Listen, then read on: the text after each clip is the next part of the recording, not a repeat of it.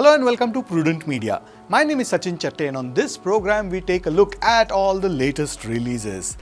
This week we will take a look at the new English film called Where the Crawdads Sing and the web series called Dahan. Let's start with the English film Where the Crawdads Sing. Based on a novel by Delia Owens that has sold over 15 million copies and was the best-selling novel in 2019, as a film, Where the Crawdads Sing doesn't quite hum the right tunes. At the outset, I must mention that I have not read the book, but having seen the film, it is hard to understand what the hoopla is about. The possible involvement of the author in a real-life murder where she is wanted by the Zambian police for questioning is far more intriguing than this coming-of-age drama of a girl who grows up on her own in a marshy land. The screenplay by Lucy Aliber is the culprit here. One can pretty much reverse engineer the text just by watching some of the scenes. Now sample this. The young handsome man tells the girl about his mother's death. She looks at him in the eyes compassionately and says, "It is not your fault." While they are in the middle of the forest, the leaves suddenly start swirling around them and they jump with joy just looking at those leaves. They laugh and look into each other's eyes and kiss as we see the sun setting behind them. She smiles demurely and says, "Am I your girlfriend now?" looking into his hazel eyes. "Do you want to be?" he says, harboring feelings of affection for her. "I know feathers. Bet the other girls don't know feathers," she says. "All right then," says the young man while the sun gleams on his face. They move inside the cottage and kiss each other passionately, and you really don't have to be a genius to figure out the rest. Where the Crawdads Sing is a courtroom drama, a story of survival, and a romantic story where the protagonist has two love interests. Sadly, it fails on all counts. Set in the 1960s in Barclay Cove, North Carolina, a young lady who goes by the name of Kaya, which is played by Daisy Edgar Jones, she is accused of murdering a young man, Chase, who's played by Harris Dickinson.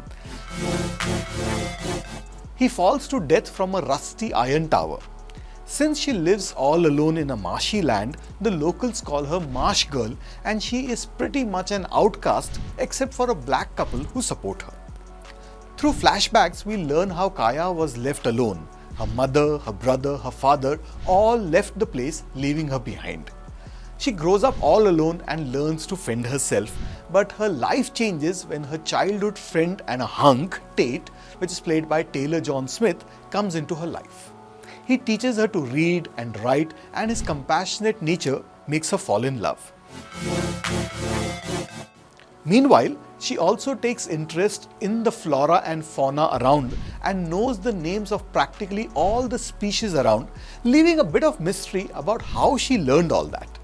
But anyway, the first hunk vanishes from her life, bringing in the second one, that is Chase, the man who eventually meets a violent death. Good old David Strathairn plays an Atticus Finch kind of a lawyer, except that he is a white man saving the life of a white girl. Strathairn tries his best to infuse some life in the proceedings. The screenwriters should take note that after the televised trial of Johnny Depp and Amber Heard, they need to up their game considerably when it comes to courtroom scenes. The novel impressed Reese Witherspoon and Taylor Swift so much that the former co-produced the film and the latter wrote a song for it. Even though it is told from the point of view of a young woman who has endured a lot, the sentiments fail to translate on screen. It just ends up being a long, drawn, mundane affair. It is as if the producers were targeting the fan base and didn't really bother to craft a film that will cater to people who haven't read the book. Of the cast, Daisy Edgar Jones and David Strathairn are impressive, particularly the lady who holds it all together when the going gets tough. But for most parts, this film goes just deep into the swamp. I'm going to go with 2 out of 5 stars for the new film Where the Crawdads Sing.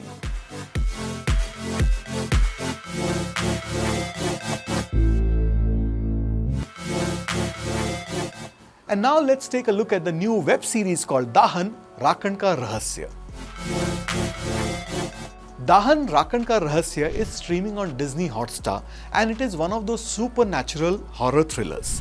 and like many a web series, you feel that it could have been better off as a film. The plot stretches considerably as there isn't enough fodder for 9 episodes of approximately 45 minutes each. A 2-hour film could have done the same job and probably in a more effective manner. The web series opens in a fairly clumsy manner with an archaeologist working in a cave, and it doesn't end very well for him or his family. Cut to the present day where Avni, that is played by Tiska Chopra, is a bureaucrat who is dealing with professional as well as personal issues. Her husband committed suicide and she also has a teenage son to deal with. To get a break from all of it, she requests for a transfer to Shilaspura, a village in Rajasthan where a mining project has been stalled by the locals. With a singular determination to start mining, she lands in the village with a son in tow. The village has a history of fear and mystery. The locals worship and are also terrified of a bloodthirsty deity named Riddhi Yakan.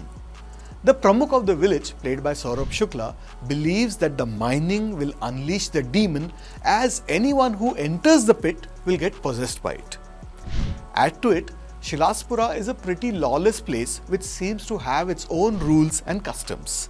Effectively, it becomes a battle of superstition and customs. Even the cops there don't exactly follow the law. Avni, meanwhile, uses no tact whatsoever while dealing with the locals. Brash and brazen, she just wants to bulldoze them, which is not the wisest thing to do, definitely not as an IAS officer. Her son, meanwhile, gets involved with a bunch of local kids who have the habit of hanging out in deserted places.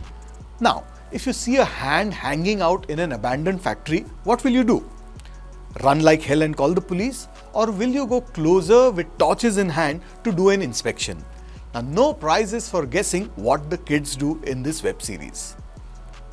Dahan tries to pack a lot of things in it.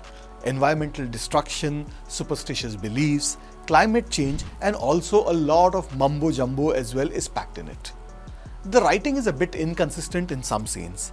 Take for example the scene where Avni goes inside the mine to rescue a couple of workers.